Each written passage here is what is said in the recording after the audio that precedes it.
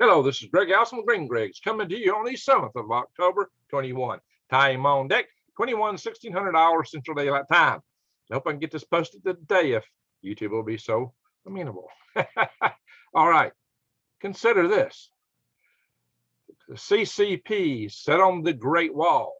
The CCP had a great fall. All Xi Jinping's horses and all Xi Jinping's men couldn't put the CCP back together again. Could this be true? Could we be facing the great fall of China? Are we now at peak China? There's a lot of economic pressure in China, most of which is self-made, but not entirely. But it could be the harbinger of the great fall of China, or it could be the harbinger of China setting up and reconstituting their society now they have a ginormous military and a ginormous industrial base to make themselves much like the Spartans or North Korea. Maybe they don't need so much external stuff if they're going to take on military adventurism. There is a remaking of society afoot. Where is it going? What is it going to lead to? We're going to talk about these things in some detail here. But first, I want to remind you that I bring you this and many other videos as part of my Eyes Wide Open and Head on a Swivel series so that you will know that you need to get ready. You need to prepare because we got some crazy times ahead of us. And it seems to be getting crazier every single day. There's one shoe after another dropping. It's real. I smell it coming. It's about to hit the rotary impeller, my friends. And I'm concerned about it because this is the proposition. My channel help you survive, thrive, and stay out of the hive.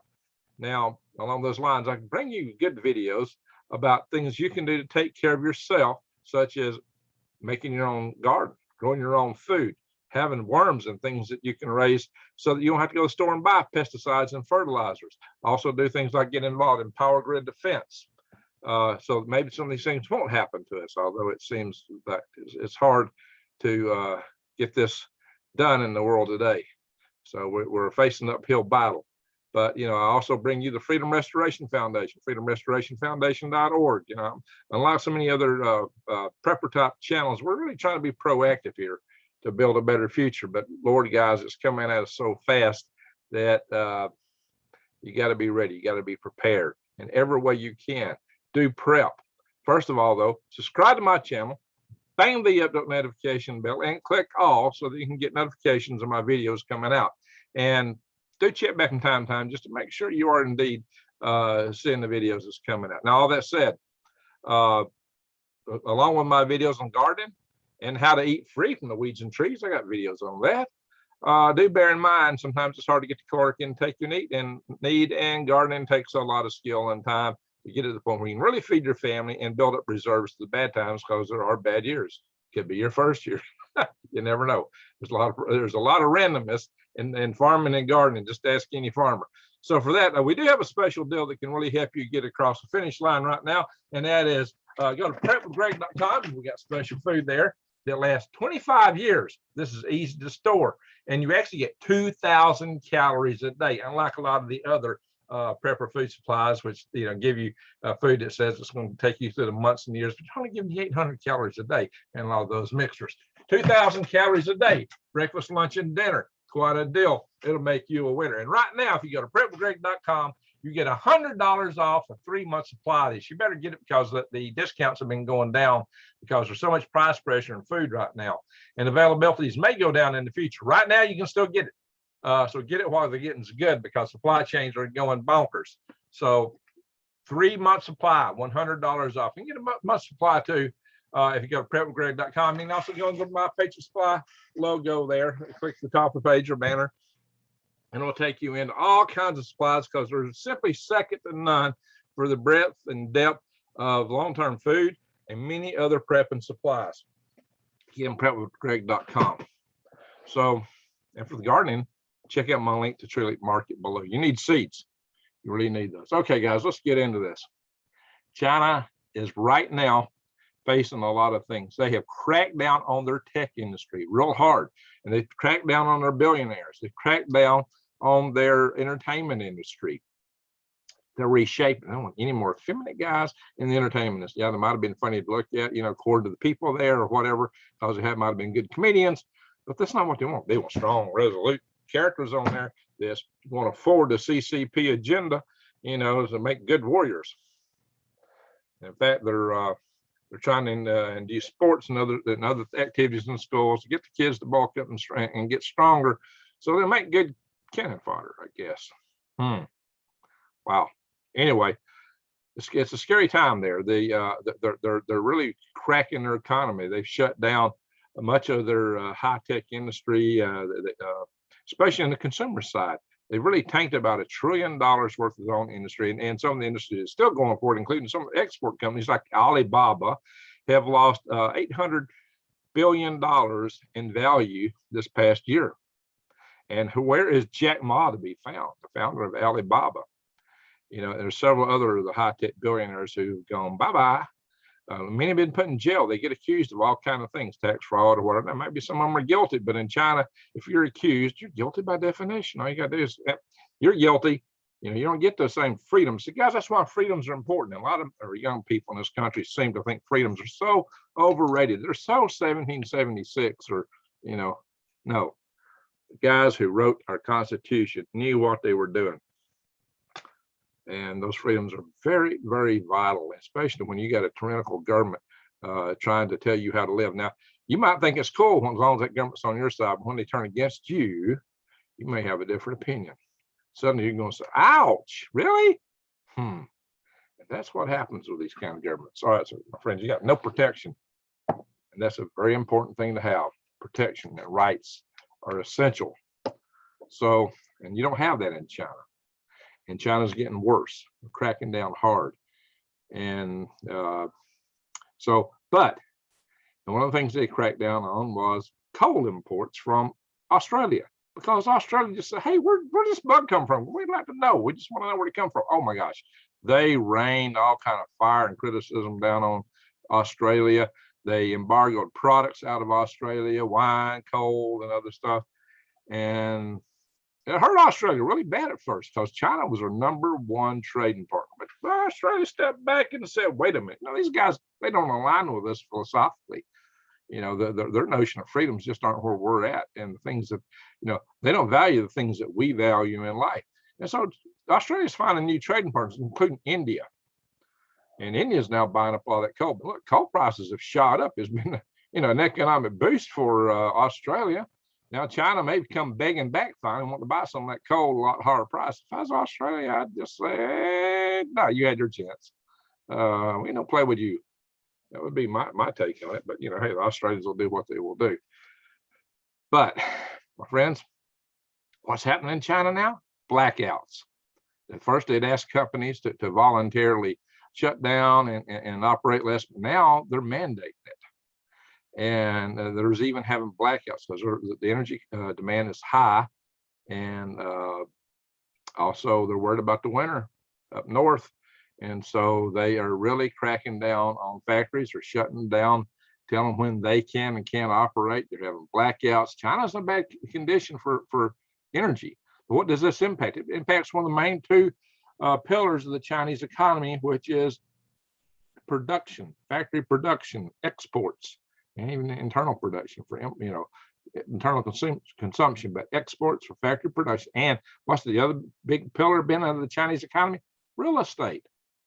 Well, there's this little thing called Evergrande, which is having severe problems because Evergrande overbuilt extremely so. And they're not the only company in China that overbuilt, and they're not the only one that's going face down.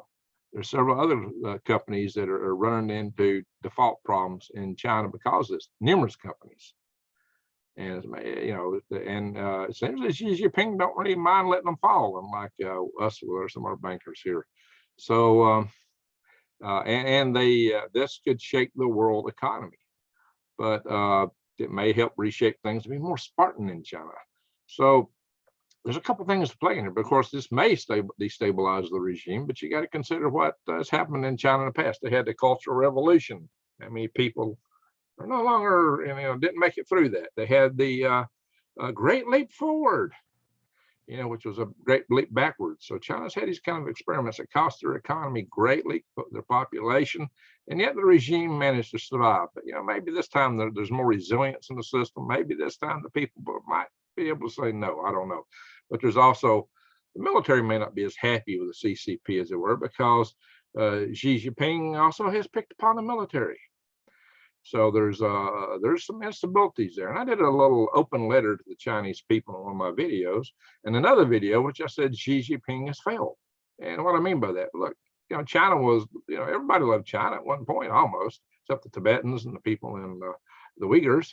But internationally, China was becoming popular because it seemed to be a great country to trade with. There was all kind of trade opportunities there.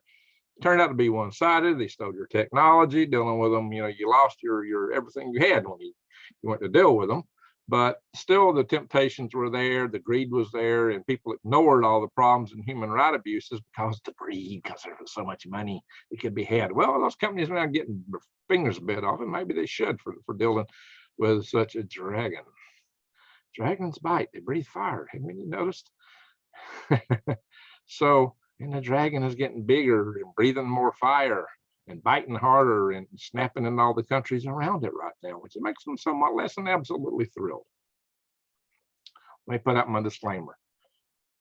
There are good people. There really are good people in every single race, creed, culture, religion, and every hamlet, village, and neighborhood. There are good people there. Now, a lot of them have been deleted because they're getting one-side news media. They only get one story in China. It's whatever comes out of CCP. And when you get continuously hammered with the same stories, a lot of people will turn to believe it. There'll always be those that go, nah, this ain't right.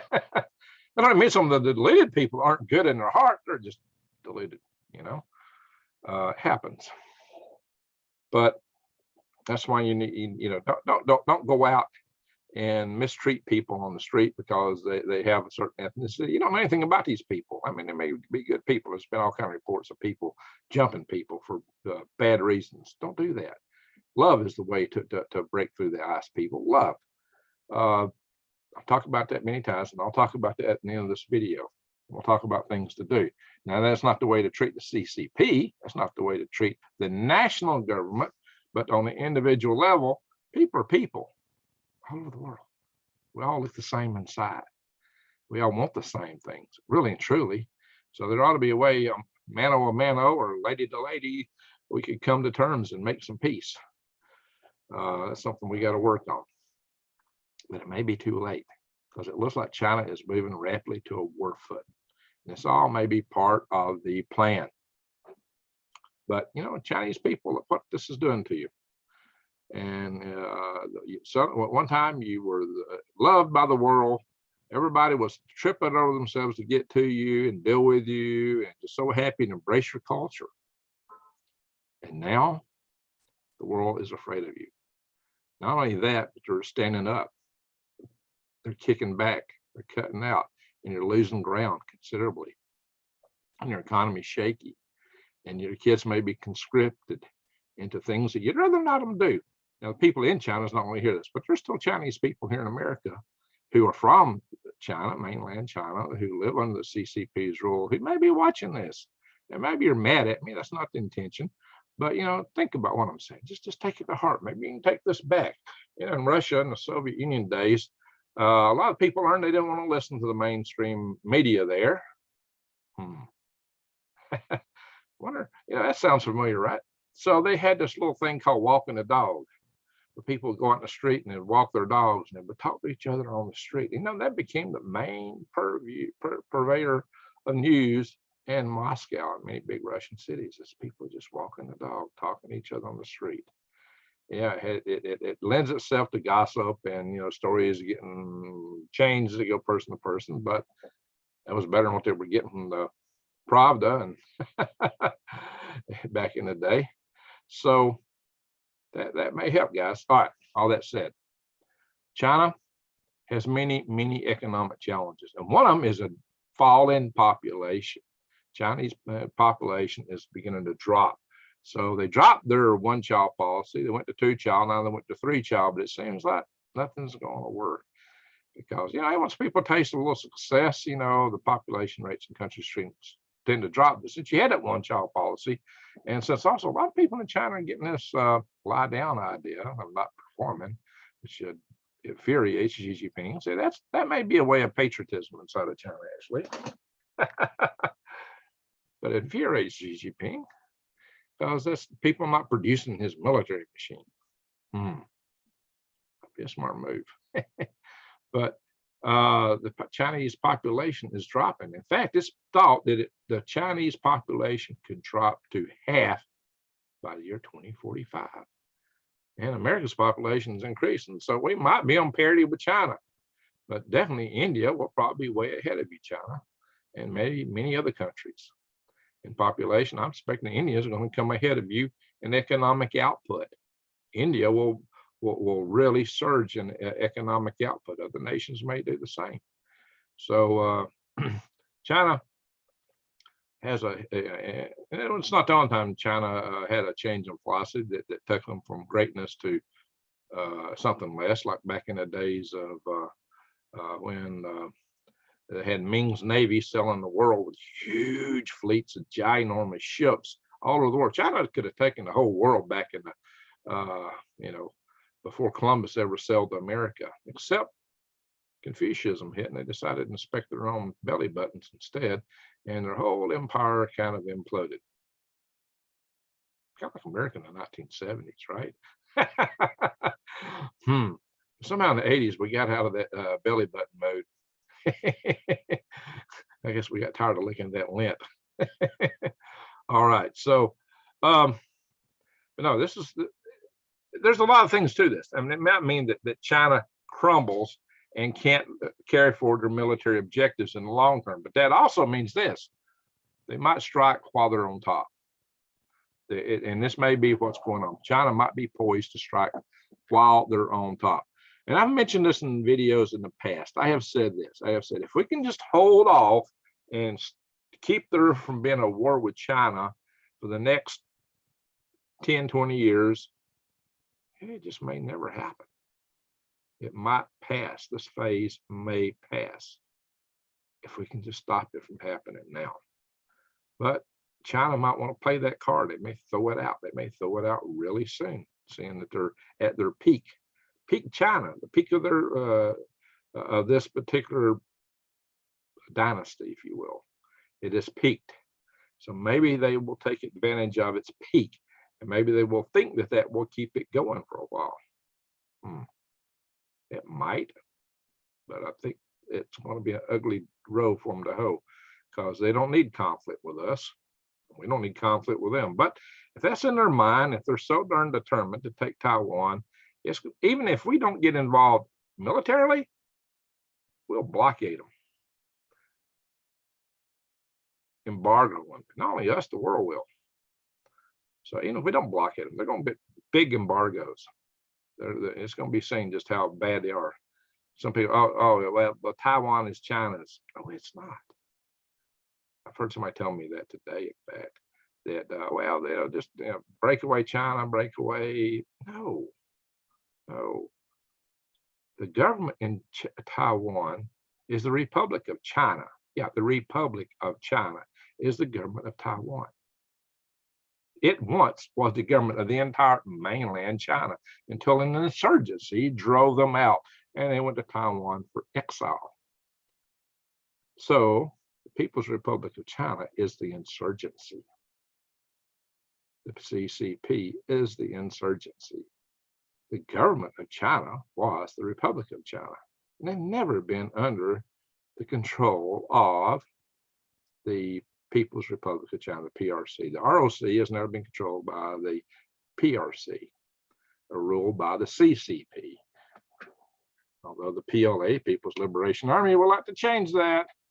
But the people of Taiwan do not consider that to be liberation by any stretch of the imagination. Okay, let's share some articles here because you're probably tired of my monologue. These articles basically are just other folks saying about the same thing I've said in different ways. But see, that's what I've always said. I said, if we can just hold off, I don't know if we can hold off, but if we can hold this thing off, if we can just kind of keep it tamped down, you know what, I'll say this, one way to keep keep it tamped down? If we just suddenly give lots of missiles to Taiwan, give them, sell them, whatever. If we send just lots and lots and lots and lots, it'd be worthwhile probably just to send them there to give them to them. Lots and lots of missiles where they can rain them down on the Strait of Taiwan, where there's no way that landing ships could go anywhere. So many missiles. They need to be distributed around the island. And they need some anti-aircraft missiles too to stop these bombers and fighters. So they couldn't take out their ground-based missiles. But we just need to put so many missiles out there that their landing craft would have no chance. But they should be backed up with maybe underwater drones, kind of like, which might be kind of like mobile, self-guided mines. How hard would that be to do? You know, why don't we help Taiwan out that way? Just arm them to the teeth, so that it just won't be worth. It'd be like trying to bite a porcupine. It just wouldn't be worth it to China. So they might continue the rhetoric, make it sound tough. They could do that, make it sound like they're going to do something, and keep beating their chest and make the big dictator Xi Jinping look great and powerful because he beats his chest and huffs and breathes fire. But he may not want to bite them. As long as he don't do that, I mean, keep him from doing that. You give it a few decades, and teeth's going to fall out of that dragon. It's going to be toothless. And when it tries to blow fire, it's just going to be fog. That's where we want to go. That's where we want to go. And who knows? Maybe one day the Republic of China, or might be the government of the mainland China, or maybe the government of mainland China will just switch, decide they don't want nothing to do with the CCP because of how it's done them, how it has treated them.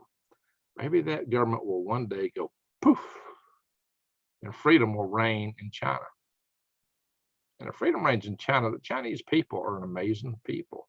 They will accomplish unbelievable stuff. I mean, just look how Hong Kong is going. Look how Taiwan's done. They did great. Absolutely spectacular. Good people. That could happen in mainland China too. They could add enormous benefits to the entire human race. And everybody can be proud of them. They had a point to look at these guys. Aren't they lovely? See, take China, that's where you want to be. People of China, the ones that are listening to me, that could be your future. It's not going to be easy to get to with the power wielded by the CCP and the PLA right now. But when people have had enough there, it might just happen. And maybe the people there in China are on the verge of that. Oh, yeah, by the way, see what's happening. Let's point this out. See, China is telling the people in Inner Mongolia they can't speak their own language, or they can't speak it in the schools. They got to speak Mandarin. You know, and the Chinese people, we've been taught for a long time, there's two Chinese languages, Mandarin and Cantonese. Now they're telling the speakers of Cantonese, don't speak Cantonese, speak Mandarin. Cantonese is the principal language in the Guangdong district in southeast China, which is a very strong industrial district. I had a lady friend from there. He invited me to come there and stay. I think the CCP would find me and I'd never get away. I'd be, let me out. Throw me in with the Uyghurs. The Falun Gong. Yeah, or the way they're treating the Christians there, whatever, they would probably pile me in that. That would probably if I was lucky. Yeah, I don't think I need to go there right now. They probably would like for me to. Yeah, they might say, Greg, come. New. Nope. Smell a trap. No, she wasn't trying to set a trap. She was a really nice lady. So yeah, like I said, I've dated Chinese women. I met Chinese guys are some of my best friends, guys. So it's not the people, it's the government. It's the government. Government's pissed against each other. They use us against each other for their own power and aggrandizement. The states. Yeah, that's sad. All right. Where was I going with that? That was not where I was trying to go. That'll come back to me. I was going to make a point and I got sidelined. But I can always come back on here later. So let's do some sharing. Maybe it'll pop back in my head as we go through some of these articles. I don't want to make this too doggone long, or I won't get it posted. It's almost 10 o'clock already. So the chances of me posting this tonight are beginning to become somewhat less than spectacular. I got to hit the right thing.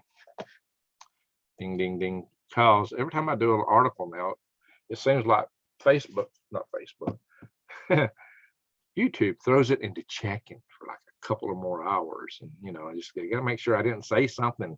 I try very well to abide by the rules because this is not my platform. It don't belong to me. They put out rules, so I try to abide by them. Okay, so I'm supposed to do while I'm here. Don't mean I might not say my mind somewhere else. And I'm gonna probably open some other platform down the road here, maybe go to some other way.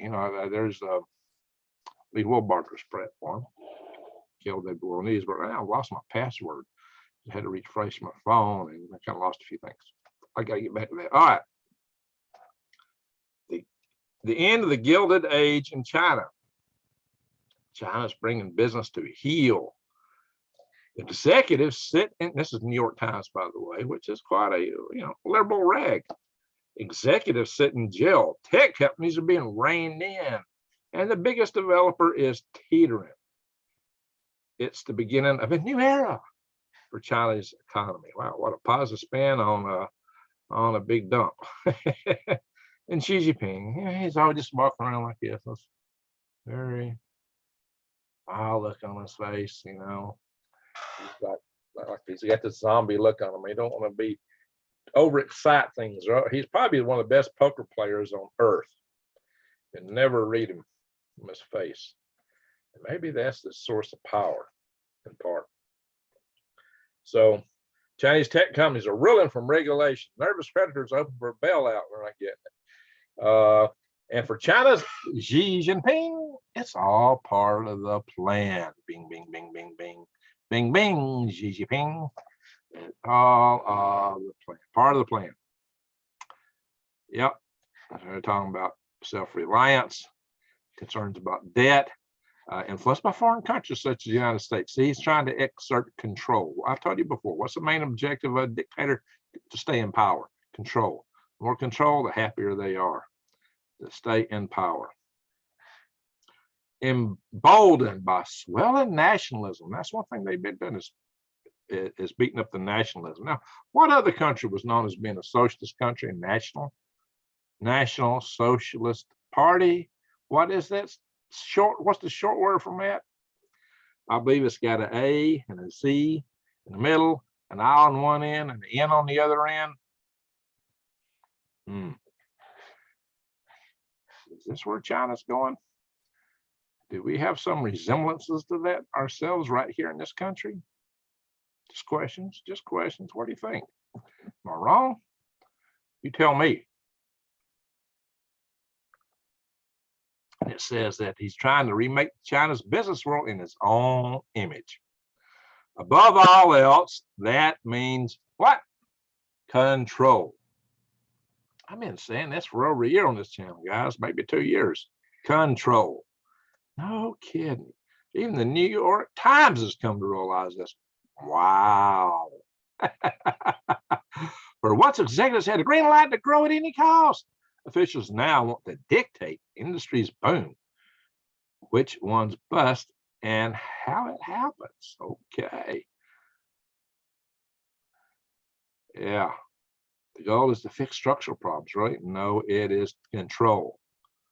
So they're trying to put a green spin on it, if you will. This guy's got a greeny yellow hat. But look at him. He's looking down. Does he look happy? He's looking down at the ground. There ain't no use in looking down. There ain't no discharge on the ground. All right. China's annual World Internet Conference last week signaled to rein in the internet giants. Yeah. They got their digital Great Wall, have had for some time. Here it's talking about Alibaba's chief executive. Well, it's not Mr. Ma anymore, Jack Ma, whatever happened to him. So the China had Alibaba had a sister company called Ant, and they cracked down. Ant was going to go public, and they stopped it. Oh, they're all so happy. Well, you destroy our economy. We smile and we clap at you because you're so good. You're killing us. Thank you so much for wiping us out. Yeah. It's clear by now that Mr. Xi wants to end the Gilded Age and move China toward a version the progressive era. The progressive. Oh, yeah, we see progressive, right? Shockwaves across the Chinese economy in the world. I'm going to read everything in here. I just want to take you down to some of it, talking about the billionaires. There's one thing in here I'm looking for. I'm going to show you. Big name casualties. Oh, young man, isn't that little robot dog so cute? Watch it. One day it's going to have teeth and it might bite you. And it'll be carrying a CCP badge and walk your streets. So yeah, knock-on effects. Yeah, I mean, who was this copied from? Probably Boston Dynamics. They probably stole the technology, fair and square. Just like all their jets look like our jets, right? Like they're trying to emulate Elon Musk's Starship right now. Because their economy putters, and all of that may stutter. So here, let's see. Then there's somewhere right here is the phrase I am looking for. I believe it's in this section here. Yeah, so Alibaba's sister company, Ant Financial, which got shut down. All right, I'm looking for something. I thought it was right here, way further down. Here we are. Is this it? Well, thought it was right there. Yeah, what happened to Jack Ma? So somewhere in here, there's a phrase. That's the lady from Hawaii, that got sent back. Somewhere in here, there's this phrase that's talking about the companies in China now have Chinese Communist Party cells in them to dictate their decisions. They all have these Chinese Communist Party cells in the company dictating decisions. Where is that? I thought it was right here. Okay. I guess I missed where that was at in here. And that's the end of the article pretty much on this one.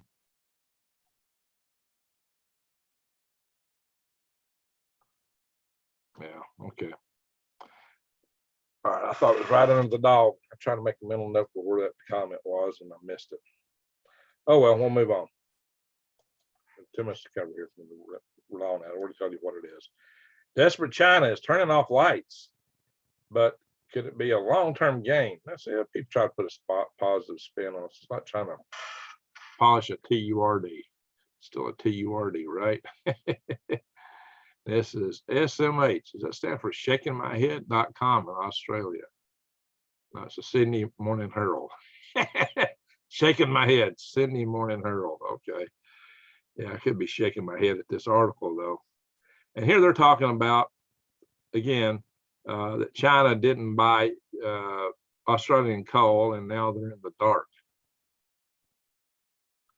And here's the regions that are most having to, the red regions are under the most power restrictions, less so in these orange regions or gold, whatever you call it. And these are not restricted, probably because it's just cold in some of those places, or they don't have as much manufacturing.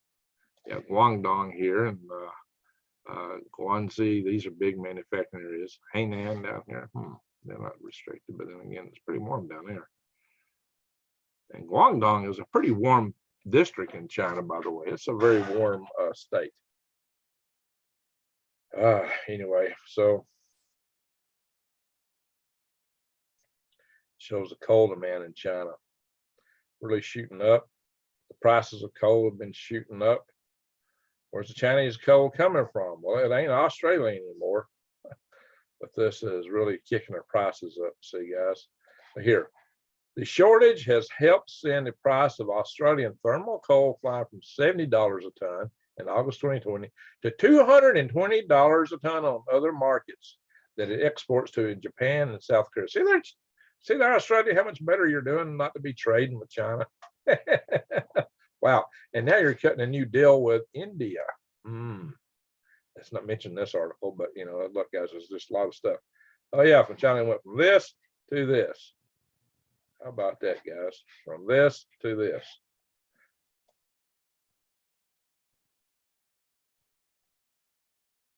Yeah, so they're trying to get other power, but yeah, it's just not happening, guys.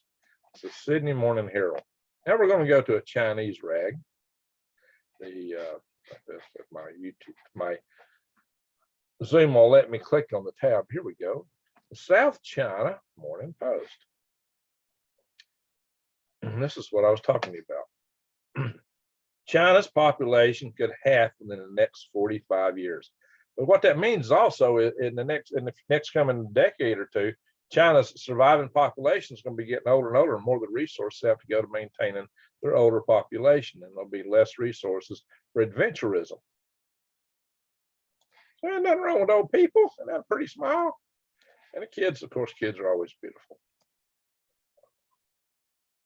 So all kids are beautiful, but you know, there we go, guys. We're not going to go all into that one. How come I knocked that out? I thought I had to deal with them here. Let's see here. There's another article which is from the China Morning Post. China's population crisis is here to stay, but is Beijing doing enough to limit the fallout? Well, the real answer is no. All right, here we're in Insider. This is the economic magazine. The Evergrande saga is beginning. The Evergrande saga, and then they got quotation, is the beginning of the end of China's growth model as we know it, one consultant says. And it means the whole world economy is going to change. Hey guys, I've been telling you, our economy is in dire straits. And this is one of the things, this is one of the straws or logs on the camel's back for the world economy too. But maybe that's okay by Xi Jinping. Like I said, everything's proceeding according to plan. You know what his plan is. His plan might be right out of the book of Revelations even. Evergrande's lemon collapse will shift the story of capitalism with Chinese characteristics. Yeah, Xi Jinping has been centralizing power for years. We know that. Hey, he's cracking down, not just firms with too much debt, but he's just cracking down on things that don't fit his agenda, is the truth. Here's China's growth as a percentage of the world's GDP, and here's where U.S. is at. Same metric. We're falling or growing. But look, we've had a bump up. We're going down, down, down. We got a bump up because we've had other bumps in the past, right? But that's the 2000. Should be the 20. It's probably okay. Evergrande now owes more than $300 billion to investors. That includes Americans, guys. You'll never see it. It'll be gone. Hey, Xi Jinping, you got a dollar? Give me a buck. I need a buck. And there's his hand out to Xi Jinping. Xi Jinping just looking at him like, really? You gotta be kidding me. Well, it looks like that, right?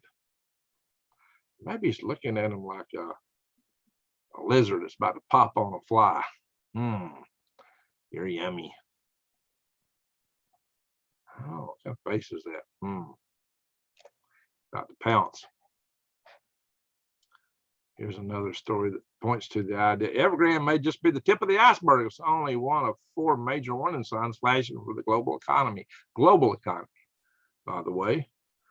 So China's Evergrande is spooking markets, soaring energy prices. Well, let's look. What are the 4 things Evergrande saga rattles world markets? It does.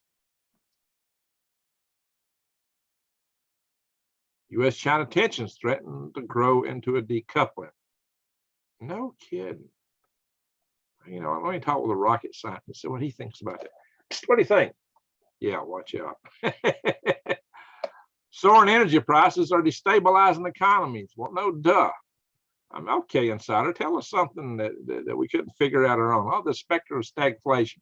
That's where you get inflation, by the way, and the economy's not growing. See, normally inflation is a sign of a growing economy.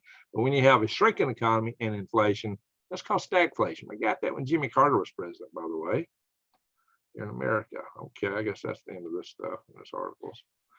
There we go, guys. Enough of that. Stop the share. Bang, we come back here. So what does this mean?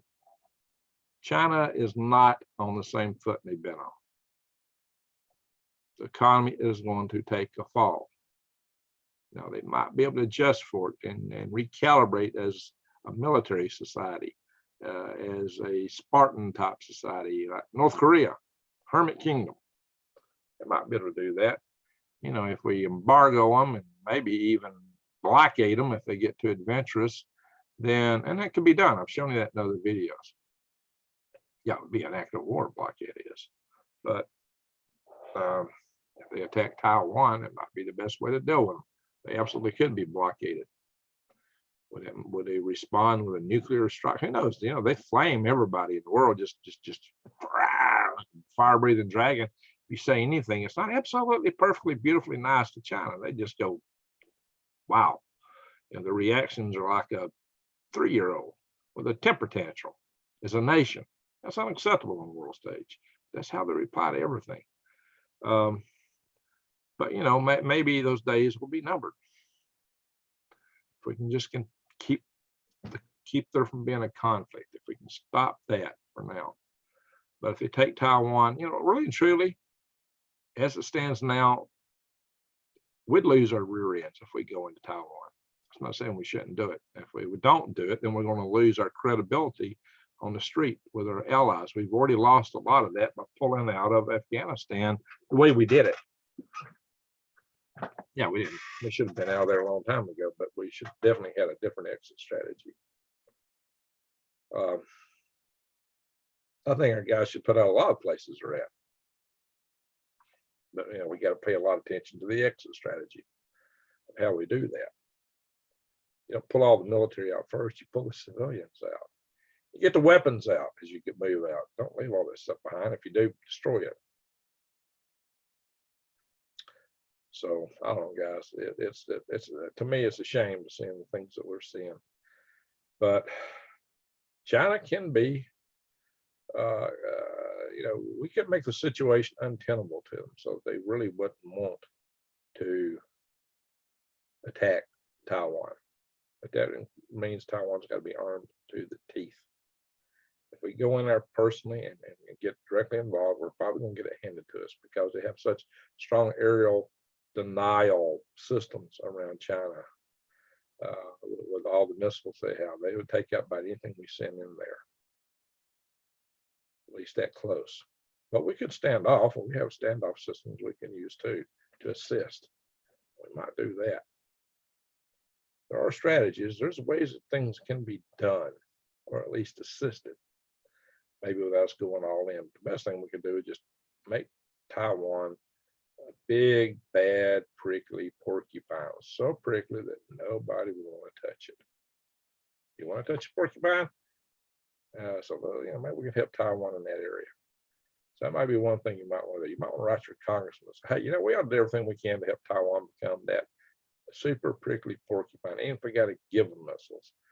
Yeah, China will huff and puff. The dragons do that, you know. They'll breathe some fire and they'll complain. But they're going to do something anyways, possibly. So maybe this will stop them. Maybe they get harder for them to bite. You know, maybe we should just slip it all in at night. Move this stuff in under the quiet. So the China will not want to take a bite when they discover it in their sight. I can't help you guys. I'm a poet. So there we are. That's one way to help Taiwan. And over time, if we just can keep China at bay with things like AUKUS, but there's a flaw in AUKUS. It's going to be 20 years to Australia gets all these submarines. There needs to be some gap filler. There needs to be something to come in there right now, not 20 years from now. 20 years from now, China's going to go, wow.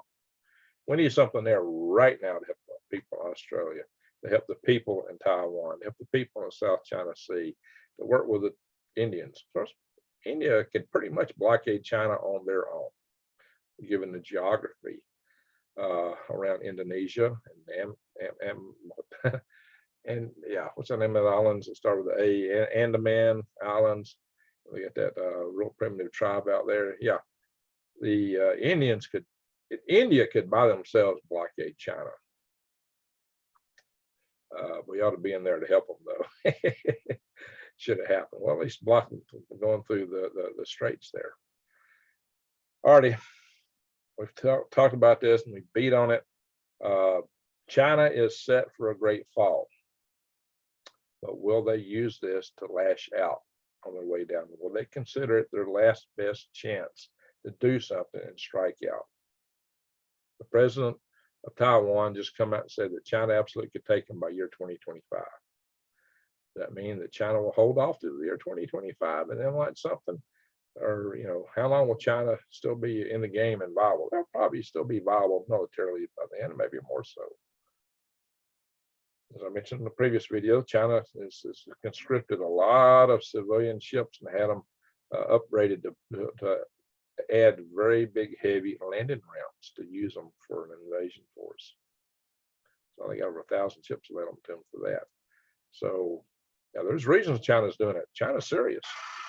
They're serious about this idea of taking Taiwan one way or another. Taiwan's not going to give up voluntarily, as China had hoped. So China just says, we're not ruling military other options out. If you look at it, they're talking more and more militaristic, and now their Air Force is telling ours that we'll meet you in the skies. All right, friends, let's hope that don't happen. Let's hope it don't. But if it does, we need to be as strong as we can. Oh, yeah. Right now, we're telling our pilots and our military, if you don't take certain things, you're not going to be combat eligible. If you don't, let us put certain things into you, you're not going. Wow. So we're just automatically weakening ourselves right in such a tumultuous time when we need to be strong. Wow, where is the wisdom in that? Okay.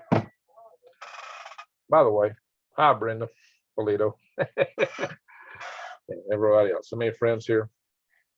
Hi to all of you. But guys, I always tell you this, and I mean it.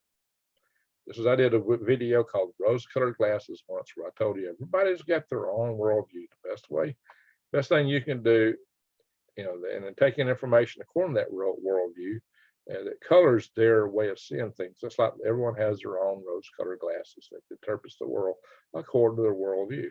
And so I said, you need to put on the other people's rose-colored glasses to understand where they're coming from, then reach out to them.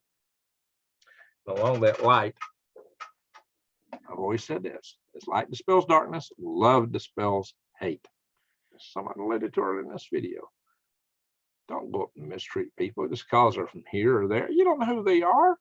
You don't know where their hearts are. That is stupid. Go up to them and be a friend. Not win them over. Make them think. But most importantly, as light dispels darkness, love dispels hate. We need less hate in this world, more love. We're getting in a hard spot. I do believe in defense. If you're being attacked, you got to defend yourself. But until then, let's see if we can build some bridges for peace. I think that's the best thing we can do. We can at least try it on the individual level. Also do things like trying to get our power grid hardened so that the Chinese don't take us out. We're trying to get these Chinese backdoor components on our power grid out. Got a lot of stuff to do like that, and we're working it. So work with us. And my friends, get ready, prep. Be ready right now. One of the most tumultuous times I've ever seen. Get ready for whatever may come. So it may come, and may come fast, and may come hard. So my friends, with all that, I'm going to say thank you very much for watching, and do take care. Good night, or good morning, whichever it is when it's posted. Goodbye.